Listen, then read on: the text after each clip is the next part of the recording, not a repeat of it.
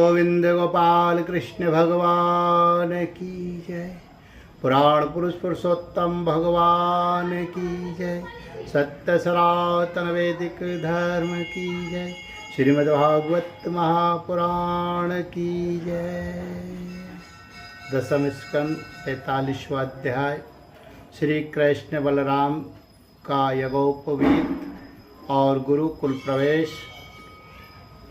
श्री सुखदेव जी कहते हैं, परीक्षित, भगवान श्री कृष्ण ने देखा कि माता पिता को मेरे ईश्वर का, मेरे भगवत भाव का ज्ञान हो गया है, परंतु इन्हें ऐसा ज्ञान होना ठीक नहीं। इससे तो ये पुत्र स्नेह का सुख नहीं पा सकेंगे। ऐसा सोचकर उन्होंने उन पर अपनी वह योग माया फैला दी, जो उनके स्वजनों को मुग्ध रखकर उनकी लीला में सहायक होती है। यदुवंश शिरोमणि भगवान श्री कृष्ण बड़े भाई बलराम जी के साथ अपने माँ बाप के पास जाकर आदर पूर्वक और विनय से झुककर, मेरी अम्मा, मेरे पिताजी, इन शब्दों से उन्हें प्रसन्न करते हुए कहने लगे, पिताजी, माताजी, हम आपके पुत्र हैं और आप हमारे लिए सर्वदा उत्कंठित रहे हैं। फिर भी आप हमारे बाल्य प्रोगंड, पौगंड और किशोरावस्था का सुख हमसे नहीं पा सके। दुर्दैव बस हम आप लोगों को आपके पास रहने का सौभाग्य ही नहीं मिला। इसी से बालकों को माता पिता के घर में रहकर जो लाड़ प्यार का सुख मिलता है, वह हमें भी नहीं मिल सका। पिता और माता ही इस शरीर को जन्म देते हैं और इसका लालन पालन करते हैं, तब कहीं जाकर यह शरीर धर्म, अर्थ, काम अथवा मोक्ष की प्राप्ति का साधन बनता है। यदि कोई मनुष्य 100 वर्ष तक जीकर माता और पिता की सेवा करता रहे, तब भी वह उनके उपकार से उत्सर्ण नहीं हो सकता। जो पुत्र सामर्थ्य रहते भी अपने माँ बाप की शरीर और धन से सेवा नहीं करता, उसके मरने पर यमदूत उसे उसके अपने शरीर का मांस खिलाते हैं। जो पुरुष समर्थ होकर भी बूढ़े माता पिता, सती पत्नी, बालक, संतान, गुरु, ब्राह्मण और शरणागत का भरण पोषण नहीं करता, वह जीता हुआ भी मुर्दे के समान। पिताजी, हमारे इतने दिन व्यर्थ ही बीत गए, क्योंकि कंस के भय से सदा उद्विग्न चित्त रहने के कारण हम आपकी सेवा करने में असमर्थ रहे। मेरी माँ और मेरे पिताजी, आप दोनों हमें क्षमा करें। हाय, दुष्ट कंस ने आपको इतने कष्ट दिए, परंतु हम परतंत्र रहने के कारण आपकी कोई सेवा शुश्रूषा न कर सके। श्री सुखदेव जी कहते हैं, परीक्षित, अपनी लीला से मनुष्य बने हुए जी विश्वात्मा श्री हरि की इस वाणी से मोहित हो देवकी वसुदेव ने उन्हें गोद में उठा लिया और हृदय से चिपका कर परमानंद प्राप्त किया है। राजन, वे स्नेह पास से बंद कर पूर्णतः मोहित हो गए और आंसुओं की धारा से उनका अभिषेक करने लगे, यहाँ तक कि आंसुओं के कारण गला रुंध जाने से वे कुछ बोल भी न सके। देवकी नंदन भगवान श्री कृष्ण ने इस प्रकार अपने माता पिता को शांत बना देकर अपने नाना उग्रसेन को यदुवंशियों का राजा बना दिया और उनसे कहा, महाराज, हम आपकी प्रजा है, आप हम लोगों पर शासन कीजिए। राजा अयाति का शाप होने के कारण यदुवंशी राज सिंहासन पर नहीं बैठ सकते, परंतु मेरी ऐसी इच्छा है, इसलिए आपको कोई दोष ना होगा। जब मैं सेवक बनकर आपकी सेवा करता रहूंगा, तब बड़े बड़े देवता भी सिर झुकाकर आपको भेंट कर देंगे। दूसरे नरपतियों के बारे में तो कहना ही क्या है। परीक्षित, भगवान श्री कृष्ण ही सारे विश्व के विधाता है। उन्होंने जो कंस के भय से व्याकुल होकर इधर उधर भाग गए थे। उन यदु, वर्षणी, अंधक, मधु, दासहर और कुकुर आदि वंशों में उत्पन्न समस्त सजातीय संबंधियों को ढूंढ ढूंढ कर बुलवाया। उन्हें घर से बाहर रहने में बड़ा क्लेश उठाना पड़ा था। भगवान ने उनका सत्कार किया, सांत्वना दी और उन्हें खूब धन संपत्ति देकर प्राप्त किया तथा अपने अपने घरों में बसा दिया। सब अब सारे के सारे यदुवंशी भगवान श्री कृष्ण तथा बलराम जी के बाहुबल से सुरक्षित थे। उनकी कृपा से उन्हें किसी प्रकार की व्यथा नहीं थी, दुख नहीं था। उनके सारे मनोरथ सफल हो गए थे, वे कृतार्थ हो गए थे। अब वे अपने अपने घरों में आनंद से विहार करने लगे। भगवान श्री कृष्ण का बदन आनंद का सदन है। वह नित्य प्रफुल्लित, कभी ना कुमलाने वाला कमल है। उसका सौंदर्य पार है। हृदय हास और चित्तवन उस पर सदा नाचती रहती है। यदुवंशी दिन प्रतिदिन उसका दर्शन करके आनंद मग्न रहते हैं। मथुरा के वृद्ध पुरुष भी युवकों के समान अत्यंत बलवान और उत्साही हो गए थे, क्योंकि वे अपने नेत्रों के दोनों से बारंबार भगवान के मुखारविंद का अमृतमय मकरंद रस पान करते रहते थे। प्रिय परीक्षित, अब देवकी नंदन भगवान श्री कृष्ण और बलराम जी दोनों ही नंद बाबा के पास आवे और गले लगने के बाद उनसे कहने लगे, पिताजी आपने और माँ यशोदा ने बड़े स्नेह और दुलार से हमारा लालन पालन किया है। इसमें कोई संदेह नहीं कि माता पिता संतान पर अपने शरीर से भी अधिक स्नेह करते हैं। जिन्हें पालन पोषण न कर सकने के कारण स्वजन संबंधियों ने त्याग दिया है, उन बालकों को जो लोग अपने पुत्र के समान लाड़ प्यार से पालते हैं, वे वास्तव में उनके माँ बाप हैं। पिताजी अब आप लोग ब्रज में जाइए। इसमें संदेह नहीं कि हमारे बिना वात्सल स्नेह के कारण आप लोगों को बहुत दुख होगा।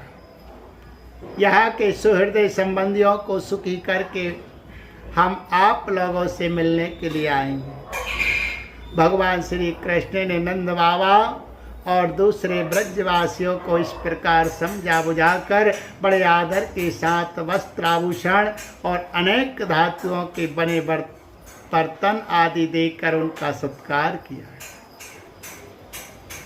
भगवान की बात सुनकर नंद बाबा ने प्रेम से अधीर होकर दोनों भाइयों को गले लगा लिया और फिर नेत्रों में आंसू भरकर गोपों के साथ ब्रज के लिए प्रस्थान किया। हे राजन, इसके बाद वसुदेव जी ने अपने पुरोहित गर्गाचार्य तथा दूसरे ब्राह्मणों से दोनों पुत्रों का विधि पूर्वक द्विजाति समुचित यज्ञोपवीत संस्कार करवाया। उन्होंने विविध प्रकार के वस्त्र और आभूषणों से ब्राह्मणों का सत्कार करके उन्हें बहुत सी दक्षिणा तथा बछड़ों वाली गौएं दी। सभी गौएं गले में सोने की माला पहने हुए थी तथा और भी बहुत से आभूषणों एवं रेशमी वस्त्रों की मालाओं से विभूषित थी। महामती वसुदेव जी ने भगवान श्री कृष्ण और बलराम जी के जन्म नक्षत्र में जितनी गौएं मन ही मन संकल्प करके दी थी, उन्हें पहले कंस ने अन्याय से छीन लिया था। अब उनका स्मरण करके उन्होंने ब्राह्मणों को भी फिर से दी। इस प्रकार यदुवंश के आचार्य गर्ग जी से संस्कार कराकर बलराम जी और भगवान श्री कृष्ण ने द्विजत्व को प्राप्त हुए। उनका ब्रह्मचर्य व्रत का खंड तो था ही, अब उन्होंने गायत्री पूर्वक अध्ययन करने के लिए उसे नियमितः स्वीकार किया है। श्री कृष्ण और बलराम जगत के एकमात्र स्वामी है, सर्वज्ञ है। सभी विद्याएं उन्हीं से निकली है। उनका निर्मल ज्ञान स्वतः सिद्ध है, फिर भी उन्होंने मनुष्य की सीढ़ी ला करके उसे छिपा रखा था। अब वे दोनों गुरुकुल में निवास करने की इच्छा से कश्यप गोत्री सांदीपनि मुनि के पास गए, जो अवंतीपुर उज्जैन में रहते थे। वे दोनों भाई विधि पूर्वक गुरु जी के पास रहने लगे। उस समय वे बड़े सुसंयत अपनी चेष्टाओं को सर्वदा नियमित रखे हुए थे। गुरु जी तो उनका आदर करते ही थे। भगवान श्री कृष्ण और बलराम जी भी गुरु की उत्तम सेवा कैसे करनी चाहिए इसका आदर्श लोगों के सामने रखते हुए बड़ी भक्ति से इष्ट देव के समान उनकी सेवा करने लगे।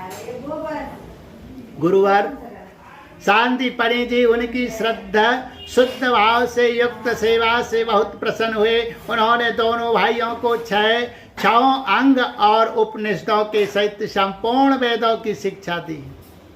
इनके सिवा मंत्र और देवताओं के ज्ञान के साथ धनुर्वेद, मनुस्मृति आदि धर्मशास्त्र, मीमांसा आदि वेदों का तात्पर्य बतलाने वाले शास्त्र, तर्क विद्या, न्याय शास्त्र आदि की भी शिक्षा दी।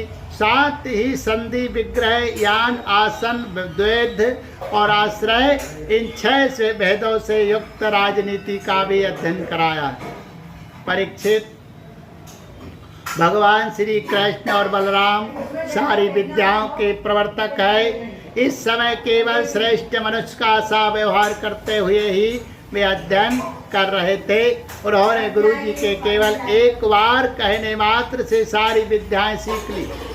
केवल 64 दिन रात में ही संयमी शिरोमणि दोनों भाइयों ने 64 कलाओं का ज्ञान प्राप्त कर लिया। इस प्रकार अध्ययन समाप्त होने पर उन्होंने शांतिपनी मुनि से प्रार्थना की कि आपकी जो इच्छा हो गुरु दक्षिणा मांग ले। महाराज शांतिपनी मुनि ने उनकी अद्भुत महिमा और अलौकिक बुद्धि का अनुभव कर लिया था, इसलिए उन्होंने अपनी पत्नी से सलाह करके यह गुरु दक्षिणा मांगी कि प्रभास क्षेत्र में हमारा बालक समुद्र में डूबकर मर गया था, उसे तुम लोग ला दो। बलराम जी और श्री कृष्ण का पराक्रम अनंत था। दोनों ही महारथी थे। उन्होंने बहुत अच्छा कहकर गुरु जी की आज्ञा स्वीकार की और रथ पर सवार होकर प्रभास क्षेत्र में गए। वे समुद्र तट पर जाकर क्षण भर बैठे रहे। उस समय यह जानकर कि साक्षात परमेश्वर है, अनेक प्रकार की पूजा सामग्री लेकर समुद्र उनके सामने उपस्थित हुआ। भगवान ने समुद्र से कहा, समुद्र तुम यहाँ अपनी बड़ी बड़ी तरंगों से हमारे जिस गुरु पुत्र को वहां ले गए थे उसे लाकर शीघ्र हमें दे दो। मनुष्य वेशधारी समुद्र ने कहा, देवादिदेव श्री कृष्ण, मैंने उस बालक को नहीं लिया है। मेरे जल में पंचजन नाम का एक बड़ा भारी दैत्य जाति का असुर शंख के रूप में रहता है, अवश्य ही उसी ने वह बालक चुरा लिया होगा। समुद्र की बात सुनकर भगवान तुरंत ही जल में जा घुसे और शंखासुर को मार डाला, परंतु वह बालक उसके पेट में नहीं मिला। जब उसके शरीर का शंख लेकर भगवान रथ पर चले आए, वहां से बलराम जी के साथ श्री कृष्ण ने यमराज की प्रियपुरी संयमनी में जाकर अपना शंख बजाया। शंख का शब्द सुनकर सारी प्रजा का शासन करने वाले यमराज ने उनका स्वागत किया और भक्ति भाव से भरकर विधि पूर्वक उनकी बहुत बड़ी पूजा की। उन्होंने नम्रता से झुककर समस्त प्राणियों के हृदय में विराजमान सच्चिदानंद स्वरूप भगवान श्री कृष्ण से कहा, लीला से ही मनुष्य बने हुए सर्वव्यापक परमेश्वर में आप दोनों की क्या सेवा करूं। श्री भगवान ने कहा, यमराज, यहाँ अपने कर्म बंधन के अनुसार मेरा गुरु पुत्र लाया गया है, तुम मेरी आज्ञा स्वीकार करो और उसके कर्म पर ध्यान न देकर उसे मेरे पास ले आओ। यमराज ने जो आज्ञा कहकर भगवान का आदेश स्वीकार किया और उनका गुरु पुत्र ला दिया। तब यदुवंश शिरोमणि भगवान श्री कृष्ण और बलराम जी उस बालक को लेकर उज्जैन लौट आए और उसे अपने गुरुदेव को सौंप कर कहा कि आप और जो कुछ चाहे मांग ले। गुरु जी ने कहा, बेटा, तुम दोनों ने भली भांति गुरु दक्षिणा दी, अब और क्या चाहिए। जो तुम्हारे जैसे पुरुषोत्तमों का गुरु है उसका कौन सा मनोरथ अपूर्ण रह सकता है। वीरों, अब तुम दोनों अपने घर जाओ, तुम्हें लोकों को पवित्र करने वाली कीर्ति प्राप्त हो। तुम्हारी पड़ी हुई विद्या इस लोक और परलोक में सदा नवीन बनी रहे, कभी विस्मृत ना हो बेटा परीक्षित। फिर गुरु जी से आज्ञा लेकर वायु के समान वेग और मेघ के समान शब्द वाले रथ पर सवार होकर दोनों भाई मथुरा लौटा। मथुरा की प्रजा बहुत दिनों तक श्री कृष्ण और बलराम जी को न देखने से अत्यंत दुखी हो रही थी। अब उन्हें आया हुआ देख सब के सब परमानंद में मग्न हो गए, मानो खोया हुआ धन मिल गया हो। बोलिए गोविंद गोपाल कृष्ण भगवान की जय। पुराण पुरुष पुरुषोत्तम भगवान की जय। सत्य सनातन वैदिक धर्म की जय।